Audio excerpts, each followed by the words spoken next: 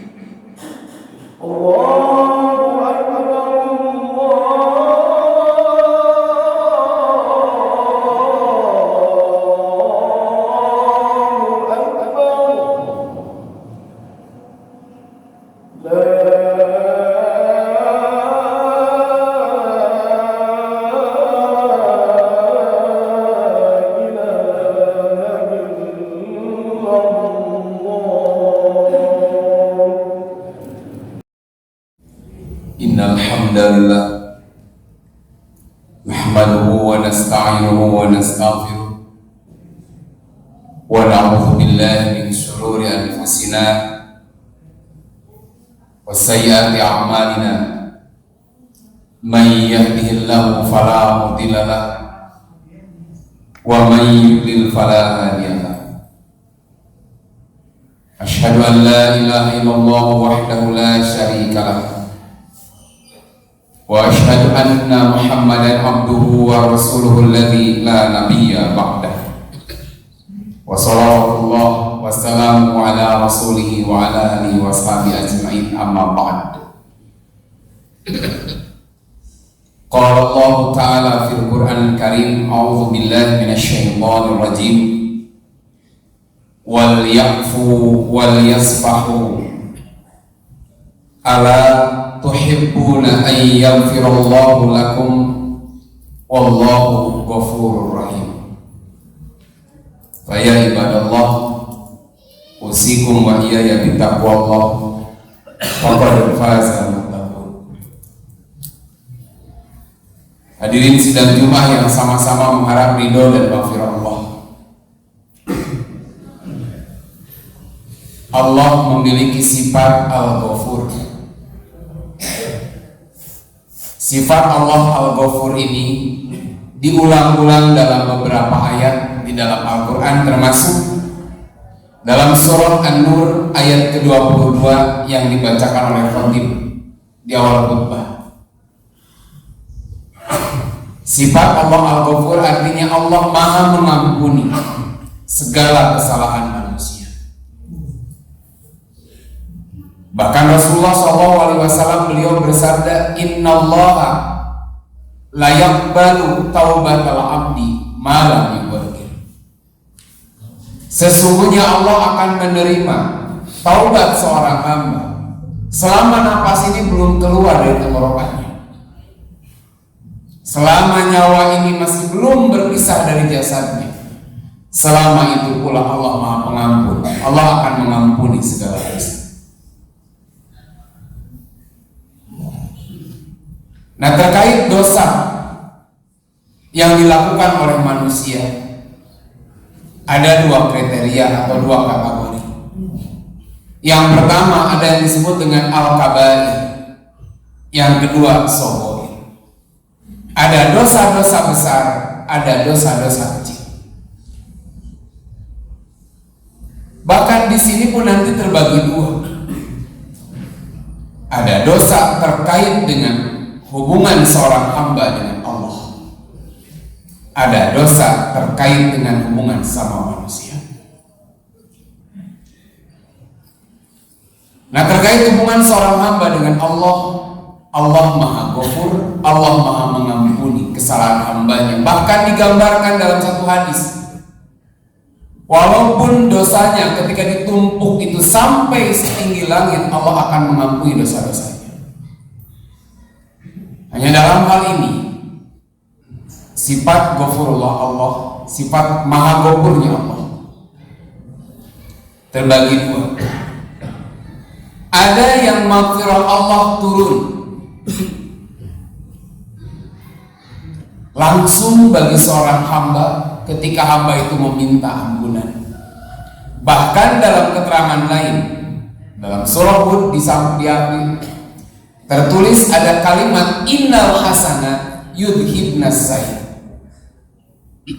Selain manusia memohon ampun langsung kepada Allah dan Allah akan mengampuni, dalam surah Hud digambarkan innal hasanat yudhibnas sayyi'at, bahwa setiap kebaikan itu akan menghapuskan keburukan-keburukan. Sebagai contoh saja, sudah lebih dari 1 bulan kita meninggalkan bulan Ramadan.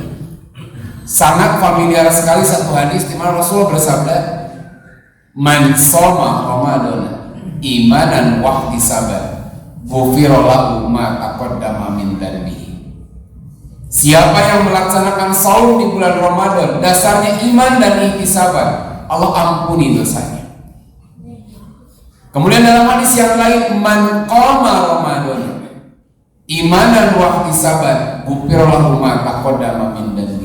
Siapa yang melakukan qiyamul Ramadan, dasarnya iman dan ihtisaban, Allah ampuni dosanya yang lalu. Bahkan masih terkait dengan saum, nanti di bulan Dzulhijjah Rasulullah pernah menyampaikan pula, saumu yaumi arafah yukafiru sanatan madiyatan wa mustaqbalan. Saum hari Arafah itu yukafiru sanatain, menghapus dosa 2 tahun, setahun yang telah lalu dan yang akan datang.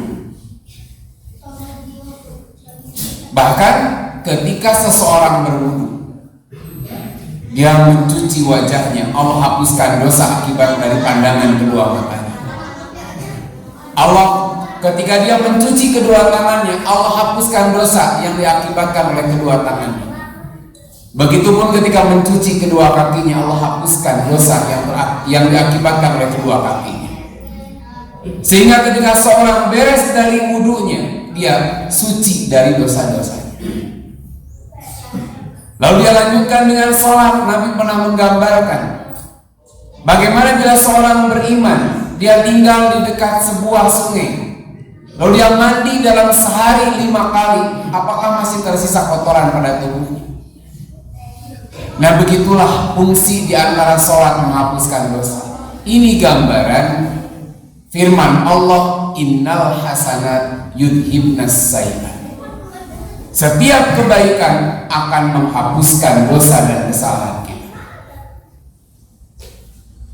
Tetapi ada pula dosa terkait dengan Allah yang tidak bisa hapus dengan kebaikan. Hadirin sidang Jumat yang sama-sama mengharapkan ridho dan maghfirah Allah. Tadi saya sampaikan ada kesalahan atau dosa yang tidak cukup kita memohon ampun kepada Allah, yang tidak cukup dengan kebaikan-kebaikan, tapi orang harus merasakan ukubah di dunia. Seperti ketika seseorang berzina. Ketika seorang itu ingin bahwa kesalahannya, dosanya diampuni oleh Allah, maka dia harus siap merasakan ukubah di dunia. Sebagaimana seorang perempuan datang kepada Rasulullah SAW, ya Rasulullah, saya sudah berzina.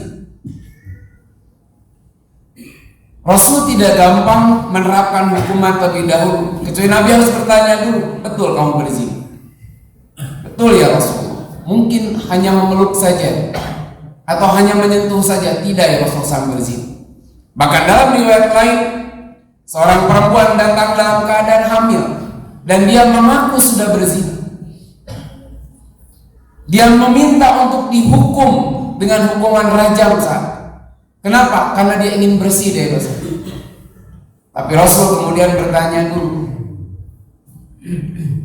kepada walinya, siapa yang akan menjaga perempuan ini? Jaga perempuan ini sampai nanti bayinya lahir. Setelah bayinya lahir, mereka datang mengantarkan perempuan ini. Rasul kembali bertanya, apakah ada yang menyusuinya? Tidak ada ya Rasulullah, bawa pulang. Sampai ketika terakhir dibawa datang menghadap Rasul kembali, Rasul bertanya, apa dia sudah bisa mandiri atau bisa makan selain ASI dari ibunya? Baru setelah itu Rasul menerapkan hukuman. Tapi yang jadi pelajaran bagaimana semangat si perempuan ini untuk datang kepada Rasulullah mengakui kesalahannya dan siap kehilangan nyawanya karena ingin Allah hapuskan dosanya, karena dia tahu dosa zina tidak cukup hanya bertobat. Maka ketika dilaksanakan hukuman yang kemudian mengakibatkan kematian si perempuan ini, Rasul menyolatkan. Yang kemudian diprotes oleh Umar bin Khattab radhiyallahu anhu, ya Rasulullah, kenapa engkau menyolatkan perempuan yang mati karena berzina? Rasul menjawab, andai kata maghfirah Allah yang Allah turunkan kepada si perempuan ini diberikan kepada seluruh penduduk Madinah akan mencukupi. Kenapa? Karena dia mau mengorbankan nyawanya karena rasa takut dia terhadap azab Allah nanti di akhirat. Sehingga dia lebih baik menderita di dunia, mati di dunia, daripada kelak di akhirat dia mendapatkan azab dari Allah. Maka Allah menghargai. Sampai bahasa Rasul, andai kata maghfirah Allah bagikan seluruh penduduk Madinah akan mencukupi. Nah, ini contohnya. Orang berzina harus dirajam ketika dia sudah pernah menikah, dicambuk ketika dia belum pernah menikah. Atau orang mencuri, dipotong tangannya, baru Allah ampuni dosanya. Nah, ini dosa terkait dengan hubungan seorang hamba dengan Allah. Ketika seseorang melanggar aturan Allah, ada dosa yang dengan kebaikan saja Allah hapuskan. Nah, dosa apa? Tentunya ini yang termasuk kriteria as-saghair, dosa-dosa kecil. Ada dosa yang harus ditegakkan hukuman terlebih dahulu. Ini termasuk ke dalam al-kabair.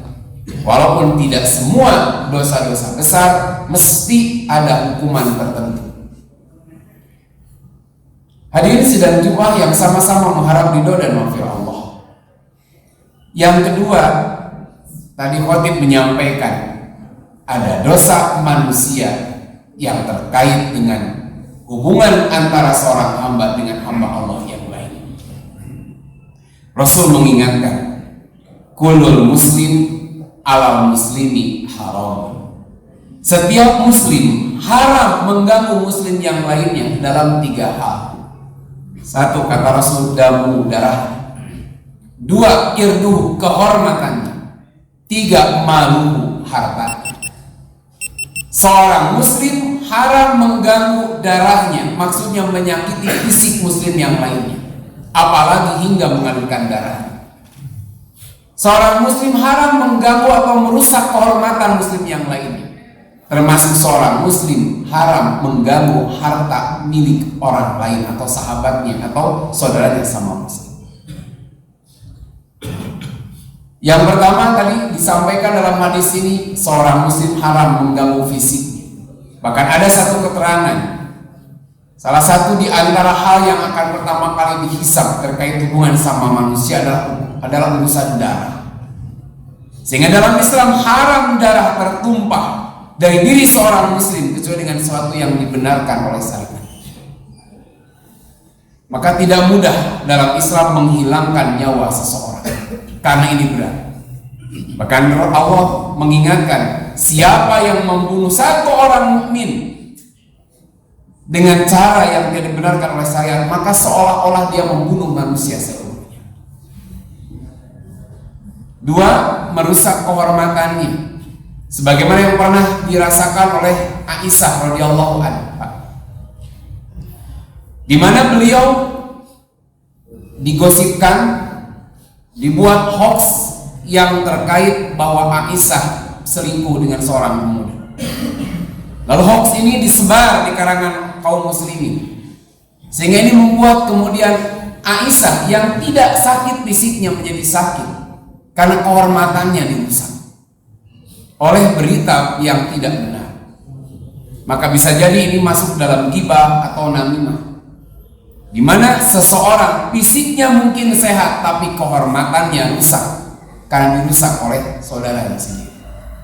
Yang ketiga, terkait dengan harta.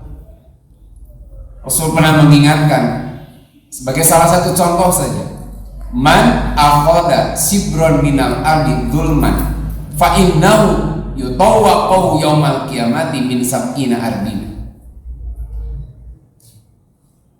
Siapa orang yang mengambil satu jengkal saja tanah milik orang lain secara zalim, fa innahu yutawwaqu yaumal qiyamati min sab'i ardina, maka kelak pada hari kiamat Allah akan kalungkan ke atas lehernya 7 lapis bumi. Satu jengkal saja. Hingga pantas ketika ada seseorang yang mengadu kepada Rasulullah, ya Rasulullah, tanah kami dikuasai oleh anak-anak paman kami.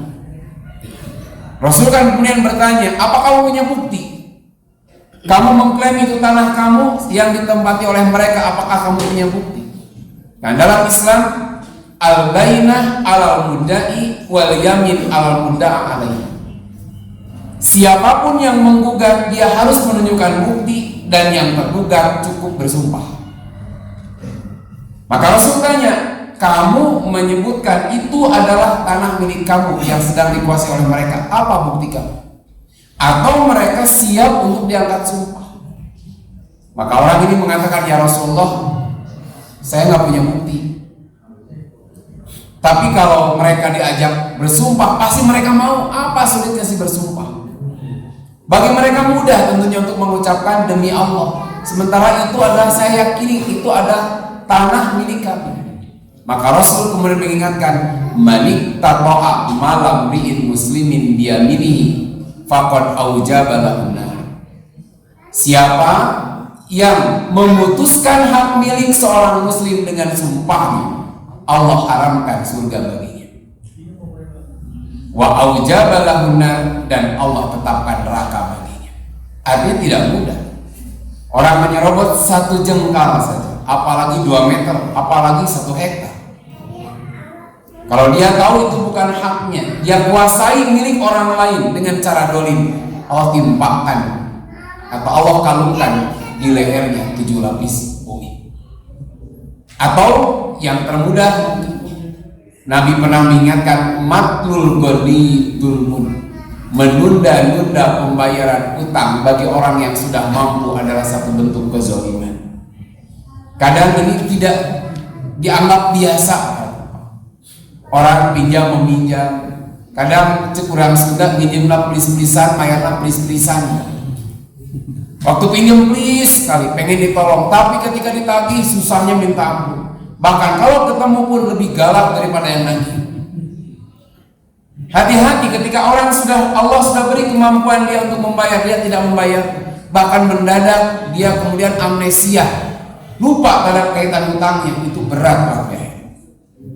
Atau bisa jadi terkait harta itu adalah pembagian waris yang tidak mengikuti aturan Islam. Laki-laki perempuan disamaratakan saja, ada sami-sami anak emak. Yang laki-laki anak emak, yang perempuan anak emak, kita bagi rata saja supaya tongpas sehat. Bahkan ada juga yang menghindari hukum waris supaya tepas sehat, sudah saya hibahin aja semuanya buat anak-anak. Dibagi rata karena dia khawatir, takut dengan ketidakadilan hukum waris. Dianggap bahwa hukum waris itu tidak adil, makanya dibagikan sejak masih hidup supaya tongpas sehat. Ternyata Pak, anu mau tinggal anak-anak riweuh Pak. Sering kejadian begitu. Nah, hati-hati Pak memutuskan satu perkara perpindahan milik terkait dengan perpindahan harta yang tidak sesuai syariat, berarti di situ ada sesuatu yang tidak halal. Sedangkan kata Nabi tadi, setiap muslim atas muslim yang lain haram diganggu darahnya, kehormatannya dan hartanya. Nah, apabila kesalahan ini terkait tadi Pak, orang kita pernah menyakiti fisik seseorang, pernah merusak kehormatan seseorang, pernah juga kita mengambil harta seorang dengan cara yang tidak benar, itu tidak cukup seseorang mengadu kepada Allah, menangis sejadi-jadinya, bertobat kepada Allah, tidak cukup. Dalam satu hadis Rasulullah mengingatkan, man kanat indahu madlamatun li akhihi min irdihi aw min sayyi. Siapa yang dia pernah menyakiti saudaranya, baik kehormatannya, darahnya atau hartanya, maka Rasul menyampaikan fal yatahalalhu minhul yaum, minta dihalalkan sekarang, qabla an la yakuna dinarun wala dirham, sebelum sudah tidak bermanfaat dinar dan dirham lagi, sebelum sudah tidak bermanfaat permohonan maaf lagi. Lalu apa yang akan terjadi? In kana lahu amalun sholihun ukhida bi qadri madlamatihi. Kalau dia memiliki amal soleh, maka Allah akan ambil seukuran dengan kedolimannya, diberikan kepada orang yang pernah dia ganggu, dia sakiti. Barakallahu li wa lakum.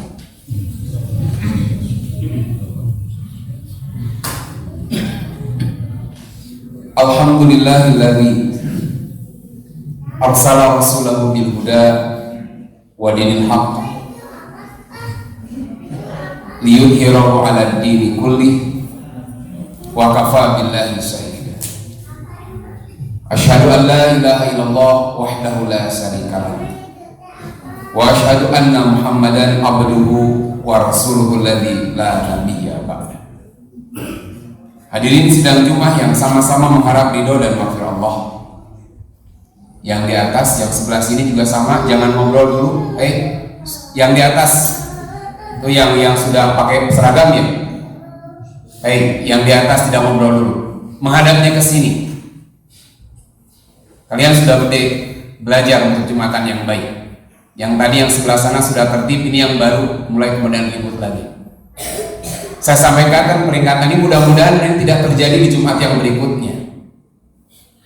Rasulullah pernah menyampaikan, idza qulta li sahibika ansit yaumal jum'ati wal imamu yahtu faqat lago faman lago pada Jumatan. Selain khatib nih, siapa yang menyuruh orang lain diam padahal imam atau khatib, imam sedang menyampaikan khutbahnya, faqat lago, dia sudah lago. Apa lagu itu? Pahala Jum'atalah. Nggak ada pahala apa-apa dengan Jumatan. Teman-teman yang di atas ini kelihatannya sudah mulai balik. Sayang datang ke sini sudah meluangkan waktu, kalau kita Jumatannya sia-sia. Saya sampaikan sebagai pembelajaran, mudah-mudahan Jumat depan sudah tidak ada yang ribut lagi ketika khotib menyampaikan khutbah. Mudah-mudahan bisa dipahami. Sekali lagi khotib mengajak, ayo belajar untuk menjadi muslim yang baik, jamaah yang baik, melaksanakan Jumatan dengan cara yang baik.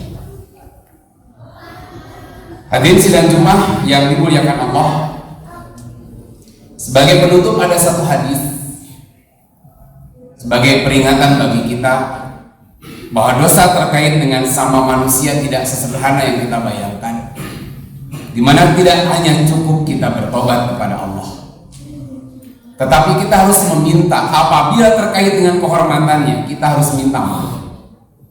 Bila terkait dengan harta, tentunya kembalikan harta yang pernah dia ambil dengan cara yang tidak benar.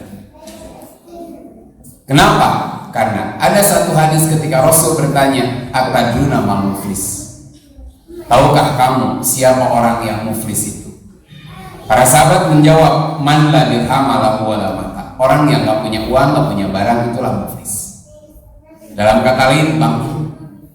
Maka Rasulullah bersabda, innal muflisa min ummati, sesungguhnya orang yang bangkrut di kalangan umatku adalah man ya'ti yaumal qiyamati bisolatin wasiyamin wa zakatin, orang yang ketika hari kiamat bertemu Allah membawa pahala sholatnya, saumnya dan zakatnya.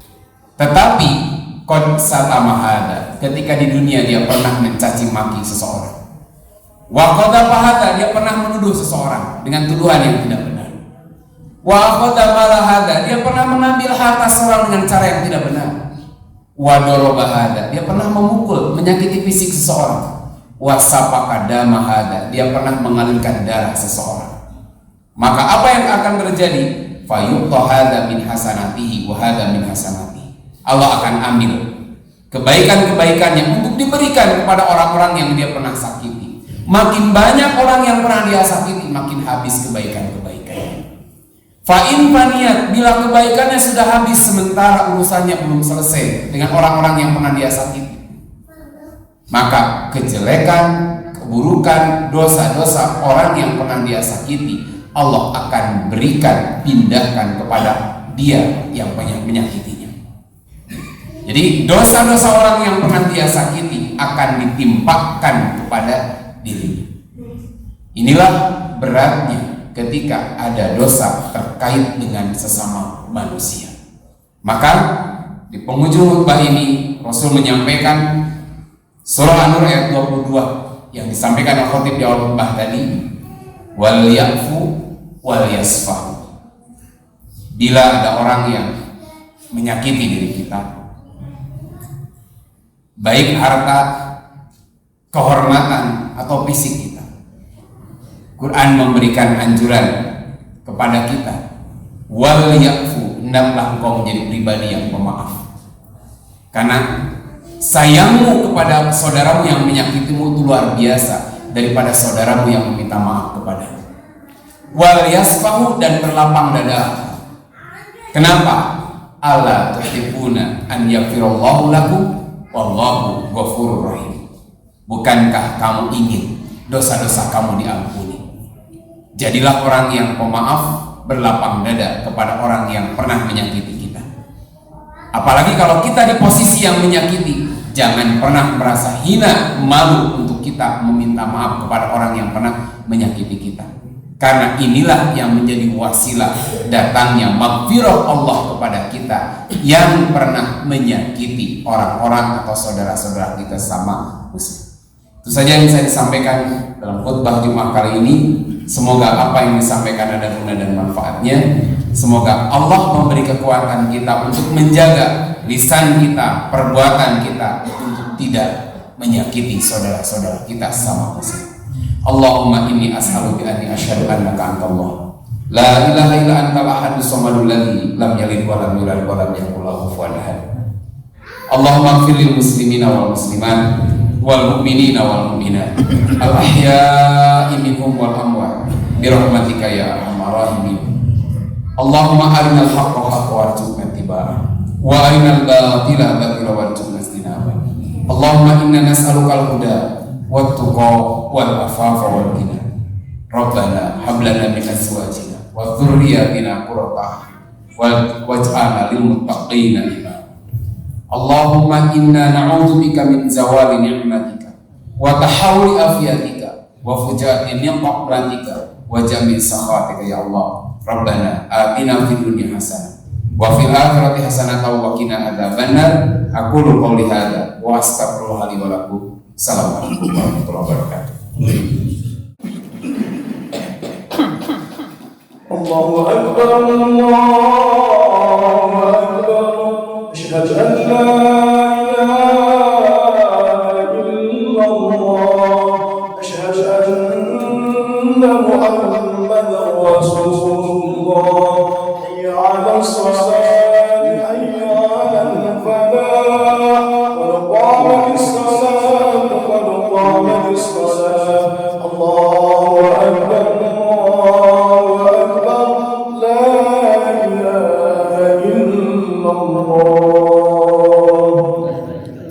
Mohon shofnya diluruskan dan dirapatkan di kesempurnaan sholat berjamaah.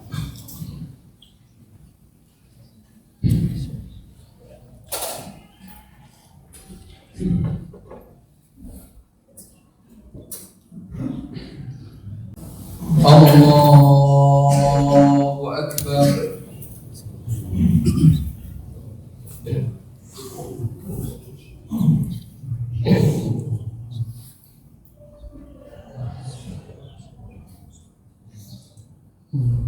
Bismillahirrahmanirrahim.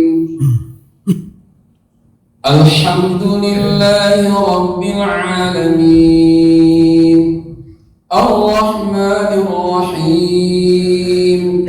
Maliki yaumiddin. Iyyaka na'budu wa iyyaka nasta'in. Ihdinas siratal mustaqim.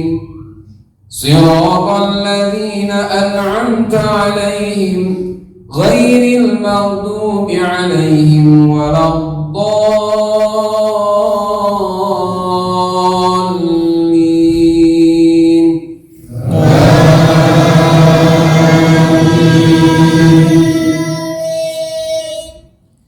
Ya ibadi la khawfun 'alaikumul yawma wa la antum tahzanun.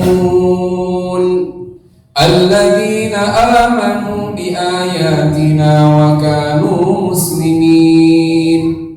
Udkhulul jannata antum wa azwajukum tuhbarun. Yutafu 'alaihim bisihafin min dhahabin wa akwab. Wa fiha ma tashtahi al-anfus wa taladhdhu al-a'yun. Wa antum fiha khalidun. Wa tilka al-jannatu allati uristumuha bima kuntum ta'malun. Lakum fiha fakihatun kathiratun minha ta'kulun. Allahu Akbar.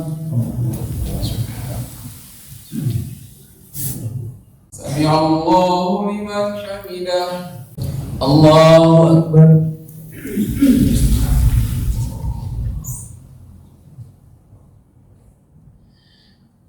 Allahu Akbar.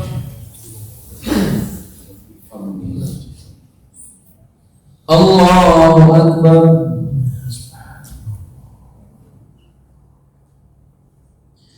Allahu Akbar. Bismillahirrahmanirrahim. Alhamdulillahi rabbil alamin. Ar-Rahmanir-Rahim. Maliki yaumiddin. Iyyaka na'budu wa iyyaka nasta'in. Ihdinas siratal mustaqim. Siratal ladzina an'amta 'alaihim ghairil maghdubi 'alaihim waladdallin.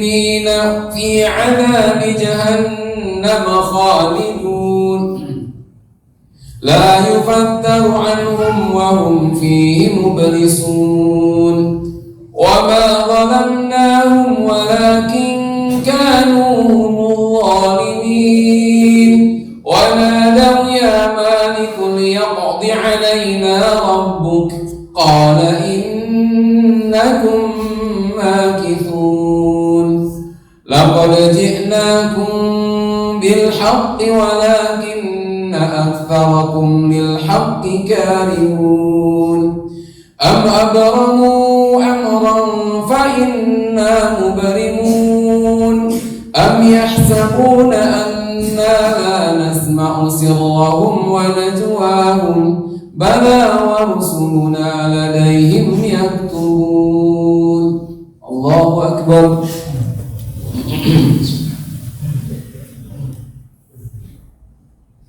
سمع الله لمن حمده الله أكبر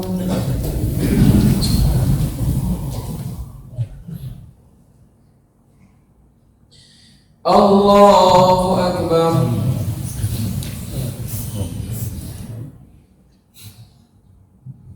الله أكبر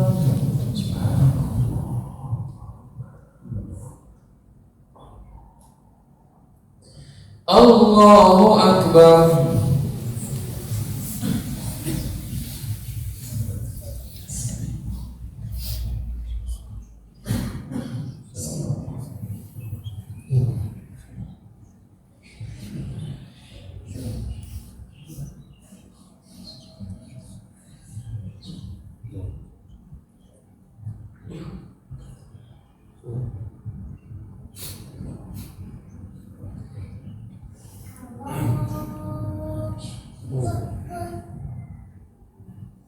السلام عليكم ورحمة الله.